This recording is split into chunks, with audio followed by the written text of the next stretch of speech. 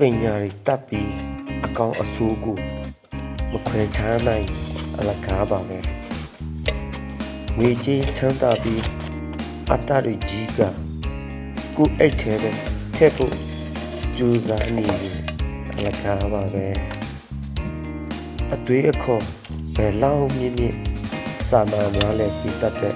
နှလုံးသားမရှိရင်အလကားပါပဲရုပ်ရည်ဘယ်လောက်ချောချောလူတယောက်ကို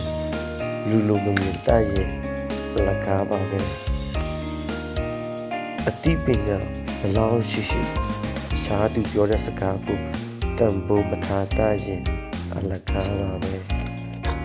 အလုပ်တွေဘယ်လောက်ပဲကြိုးစား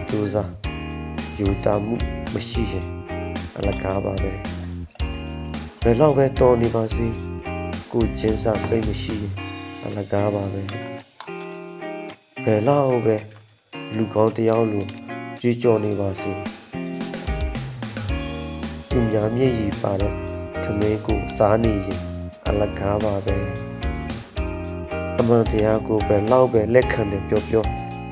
ကိုမားနေတာကိုထောက်ပြဆွေးနွေးတာမကြိုက်ရင်အလကားပါပဲတကယ်တော့လူတန်ဖို့ဆိုတာထင်မြဲတဲ့ခေါင်းမဟုတ်ပါဘူးအခြားသူတွေအပေါ်ကျင်နာတတ်တဲ့နှလုံးသားဂယူဆိုင်နားထောင်ပေးတတ်တဲ့စာနာတတ်တဲ့နာပေးကမ်းကူတတ်တဲ့လက်တဆုံအကောင်းမြင်တတ်ပြီးအမြင်ကြည်လင်တဲ့မျက်စိနဲ့အပြောချူပြီးမုတာနေတဲ့ပါးစပ်တို့ပဲဖြစ်ပါတယ်။ဘာလို့လဲဆိုတော့လူတွေဘယ်လောက်များများအကောင်းဆိုတာမရှိခဲ့ရင်အမှန်တရားတွေပျောက်ကွယ်လာပြီးပေါ့ဝန်းကျင်လဲငြိမ်ချမ်းမှုတွေတာယာမှုတွေပျောက်ဆုံးလာပါလိမ့်မယ်။